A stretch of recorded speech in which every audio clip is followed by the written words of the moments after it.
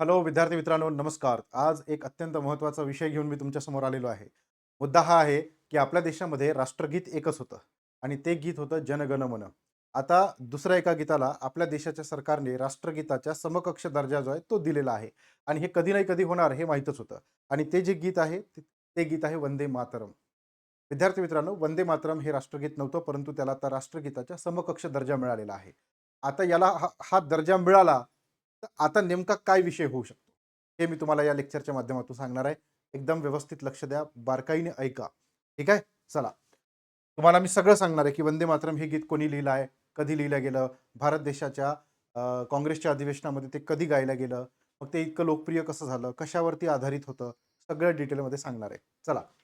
बघा लक्षात घ्या, वंदे मातरम आता जनगण मनच्या समकक्ष जे आहे ते आलेलं आहे. नवीन नियम, नवीन कायदे आणि भारताच्या राजकारणावरील त्याचा संभाव्य परिणाम जो आहे, तो आपण आता या ठिकाणी पाहणार आहे. पहिला महत्त्वाचा मुद्दा बघा. ठीक आहे. बंगालच्या राजकारणातून एका ऐतिहासिक निर्णयाचा जन्म झालेला आहे. ओके. 9 मेला प्रस्तावित शपथविधी आहे आणि यावेळेस राजकीय पार्श्वभूमी जी आहे, ती राजकीय पार्श्वभूमी बदललेली आहे. बंगालमध्ये आता बीजेपीचं सरकार आलेलं आहे. ममता दीदीचं सरकार गेलेलं आहे. अशा पार्श्वभूमीवर वंदे मातरम नावाचा जो उगम आहे, तो बंगालमध्येच झाला होता आणि म्हणून सेंट्रल गव्हर्नमेंटने हा निर्णय घेतलेला आहे आणि वंदे मातरम या गीताला राष्ट्रगीताच्या समकक्ष दर्जा दिलेला आहे. ठीक आहे. 5 मे रोजी केंद्रीय मंत्रिमंडळाने या प्रस्तावाला मंजुरी दिलेली आहे. ठीक आहे. 9 तारखेला शपथविधी आहे. त्यावेळेस हे जे गीत आहे ते गायला जाते का हे आपल्याला पाहावं लागणार आहे. मुळात वंदे मातरम हे जे गीत आहे त्याचा उगम बंगालमध्येच झालेला आहे.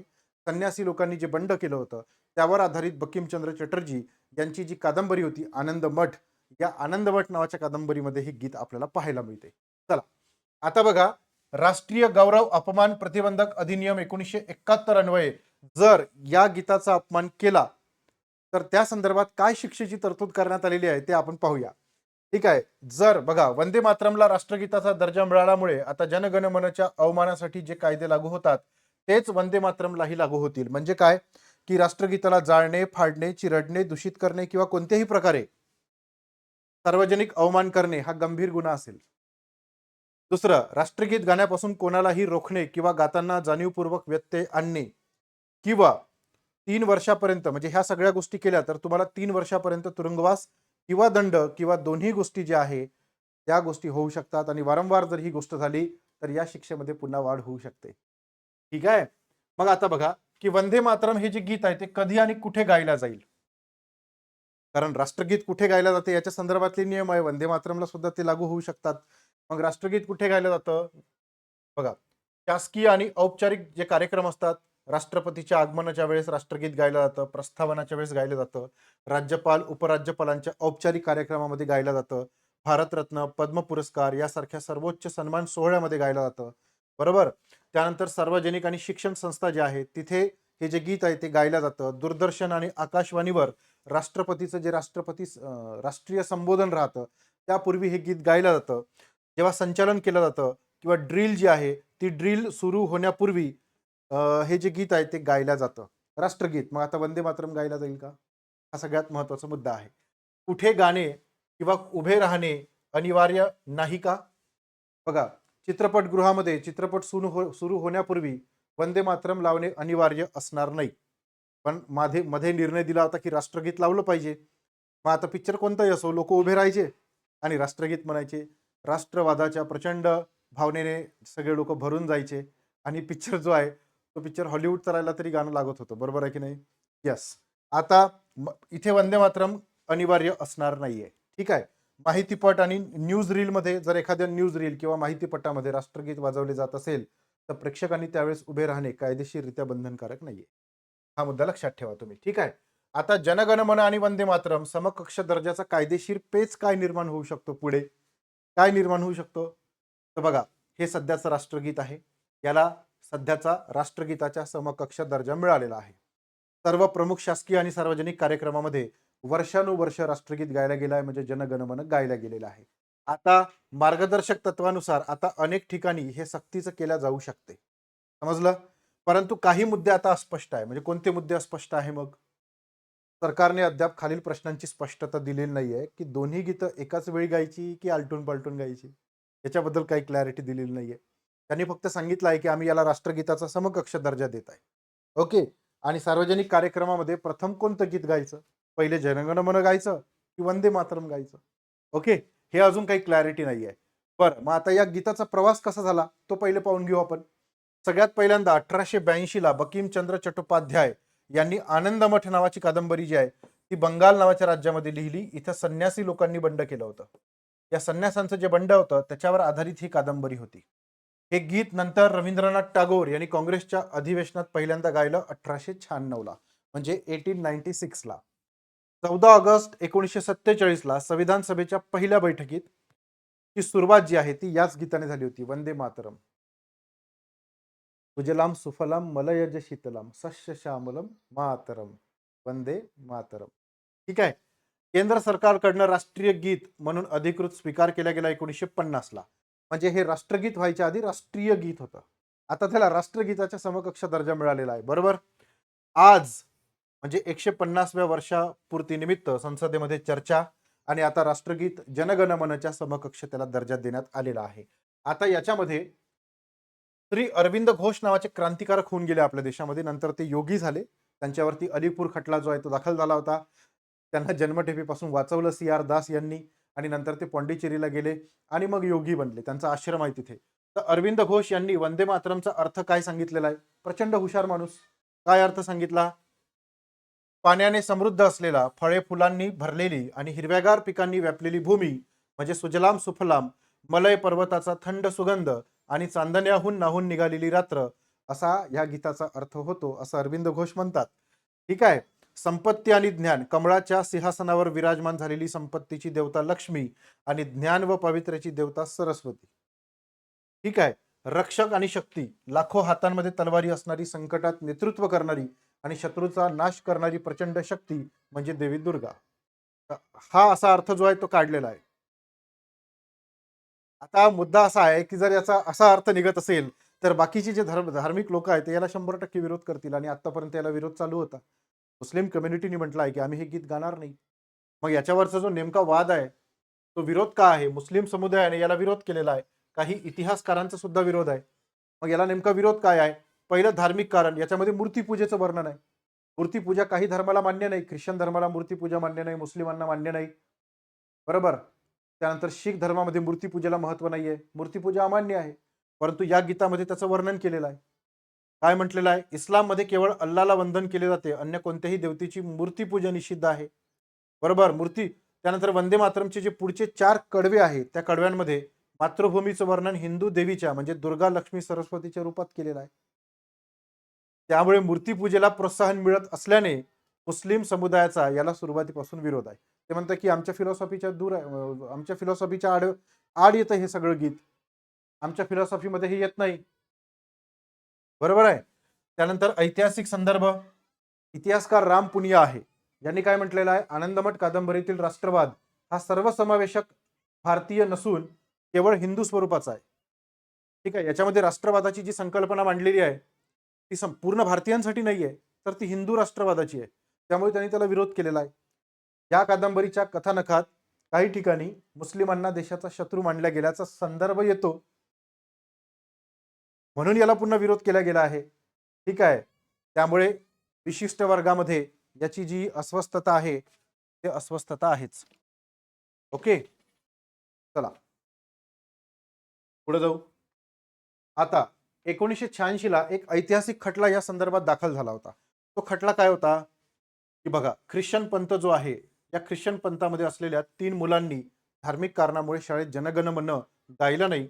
त्यांच्या मते त्यांची निष्ठा केवळ त्यांच्या ईश्वरावर आहे, राष्ट्रीय प्रतीकावर नाहीये आणि त्यामुळे त्या मुलांना शाळेतून काढून टाकण्यात आलं होतं. त्यावेळेस सर्वोच्च न्यायालयाने काय निकाल दिला होता की कोणत्याही व्यक्तीला राष्ट्रगीत गाण्याची सक्ती केली जाऊ शकत नाही. त्याची इच्छा असेल तर तो गाईल. त्याच्या मनात देशाप्रती प्रेमाची भावना असेल, जिव्हाळ्याची भावना असेल, ऐक्याची भावना असेल तर त्याला वाटेल. पण जर एखाद्यानं राष्ट्रगीत गायलं नाही तर तो काय देशाचा विरोधी ठरतो का? नाही ठरत ना. बरोबर आहे की नाही? ते त्याच्या इच्छेवर डिपेंडंट करते.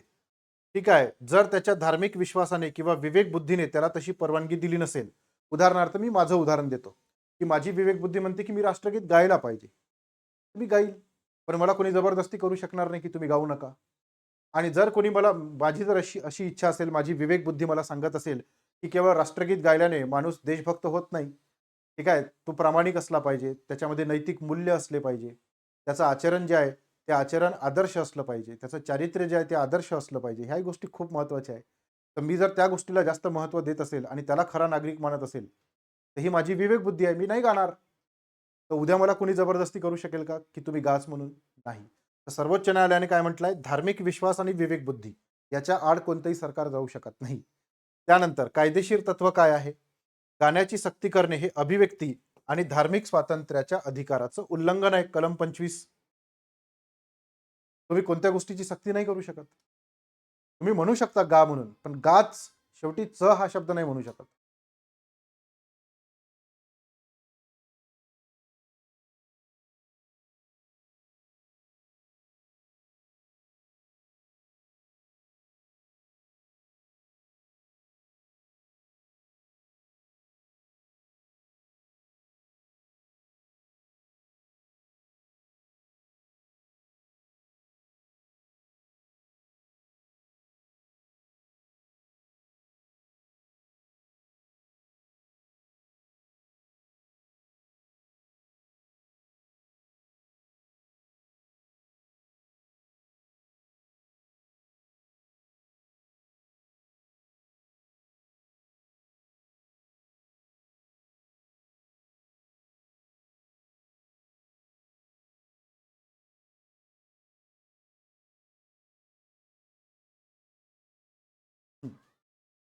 तर गाण्याची सक्ती करू शकतो का आपण? गाण्याची सक्ती नाही करू शकत ना आपण. आहे की नाही? अभिव्यक्ती आणि धार्मिक स्वातंत्र्याच्या अधिकाराचं उल्लंघन आहे असं म्हटलं गेलेलं आहे. ओके, पुढे. आता अल्पसंख्याकांसाठी अंतिम नियम, सन्मान अनिवार्य, गाण्याची सक्ती नाही. म्हणजे याच्यानुसार आता याचा अर्थ काय आहे पहा. गाण्याची सक्ती आहे का? धार्मिक कारणास्तव वंदे मातरम प्रत्यक्ष गाणे कायदेशीररित्या बंधनकारक नाही आहे. ठीक आहे. राष्ट्रगीत सुरू असताना मात्र त्याच्या सन्मानार्थ शांतपणे उभे राहणं अनिवार्य आहे. आहे की नाही? आहे. ओके. पण जर एखादी व्यक्ती उभी नाही राहिली, तर तो राष्ट्रगीताचा अनादर समजला जाईल आणि 3 वर्षापर्यंतची शिक्षा होऊ शकते. म्हणजे असा पण विषय आहे याच्यामध्ये. आलं लक्षात? Very good. आता भारतीय लोकशाहीचे हे पुढचं पाऊल आहे का?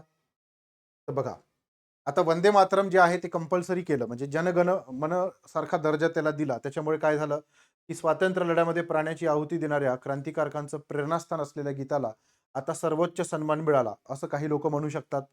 कायद्याचं आणि स्वातंत्र्याचं संतुलन जे आहे, ते संतुलन इथं निर्माण करण्याचा प्रयत्न केला जाऊ शकतो. म्हणजे कसं, व्यक्तीच्या धार्मिक स्वातंत्र्याचा आदर करताना राष्ट्रीय प्रतीकाचा सन्मान करण्यासाठी एक स्पष्ट कायदेशीर चौकट प्रस्थापित जी आहे ती आता झालेली आहे, की तुम्ही तुमचा धार्मिक भावना, तुम्ही तुमची विवेक बुद्धी जी आहे त्या गोष्टी तुम्ही ठेवल्याच पाहिजे, पण सोबत आदरही केला पाहिजे असं म्हटलं गेलेलं आहे.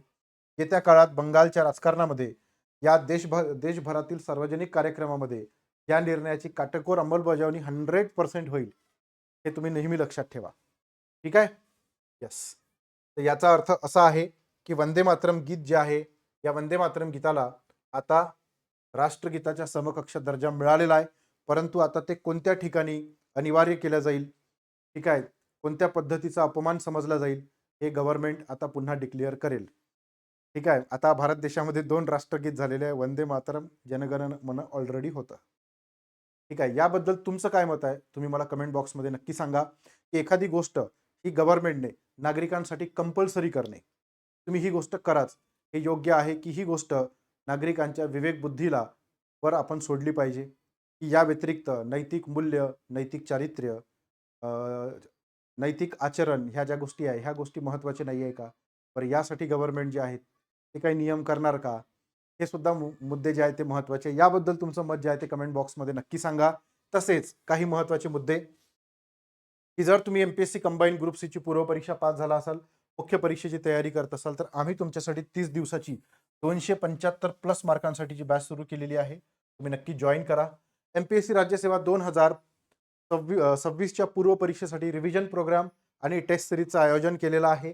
9 तारखेला पहिलं रिव्हिजन आहे, 10 तारखेला टेस्ट आहे पूर्ण, 16 तारखेला दुसरी रिव्हिजन आहे, 17 तारखेला टेस्ट आहे, 23 तारखेला पूर्ण रिव्हिजन आहे, 24 तारखेला तिसरी टेस्ट आहे. तीनही टेस्ट ज्या आहेत त्या कॉम्प्रिहेन्सिव्ह आहे, 100 प्रश्नांच्या 200 मार्कांच्या. ठीक आहे. त्यानंतर history, polity, geography, economics, science आणि करंट अफेअर सगळ्या आम्ही तुम्हाला एका दिवसामध्ये रिवाईज करून देणार आहे. टू दी पॉइंट समजून सांगणार आहे. जे विद्यार्थी पुण्यात आहे त्यांनी याचा नक्की लाभ घ्यावा. ओके. लोकेशनसाठी तुम्ही नक्की मेसेज करा कमेंट बॉक्समध्ये. जर तुम्ही कंबाईन 2027 ची तयारी करत असाल तर MPSCचे पूर्ण नियम बदललेले आहे. प्रचंड मोठी मेगा भरती 2027 ला येणार आहे. कारण सरळ सेवेमधली मॅक्सिमम पदं आता या परीक्षेमध्ये आलेली आहे. प्रत्येक विषयाची सेपरेट फॅकल्टी आपल्याकडे आहे. राज्यसेवेच्या लेव्हलच्या म्हणजे प्रॉपर MPSCच्या लेव्हलच्या फॅकल्टी आपल्याकडे आहे. सरळ सेवा नाही आता MPSC. ठीक आहे. तुम्ही याला जॉइन करू शकता आणि ही राज्यसेवेची बॅच आहे डिस्क्रिप्टिव्ह पद्धतीची 2027 साठी. यासाठी सुद्धा आपल्याकडे डिटेल बॅच आहे. आपण बेसिक पासून तर ॲडव्हान्स पर्यंत इथे शिकवतो. 18 पुस्तकं तुम्हाला घरपोच पोहोचवतो. नोट्स मिळणार, क्वेश्चन्स मिळणार, PYQ एनालिसिस मिळणार, सगळं काही मिळणार. पूर्व परीक्षा आणि मुख्य परीक्षा दोघांची तयारी आपण डिटेलमध्ये करून घेतो. जर तुम्ही अधिकारी बनण्याचं स्वप्न पाहत असाल, योग्य मार्गदर्शन नक्की घ्या. कारण योग्य मार्गदर्शन तुम्हाला योग्य ध्येयापर्यंत नक्की नेऊन पोहोचवेल. कुठल्याही बॅचला जॉइन करायचं असेल तर माझा हा मोबाईल नंबर आहे. या मोबाईल नंबरवर तुम्ही मला नक्की मेसेज करा. मेसेज करा. हा माझाच नंबर आहे, मीच उचलतो. ठीक आहे. मेसेज नक्की करा किंवा WhatsApp मेसेज केला तरी चालेल. ठीक आहे. चला, thank you very much. Bye bye. Take care.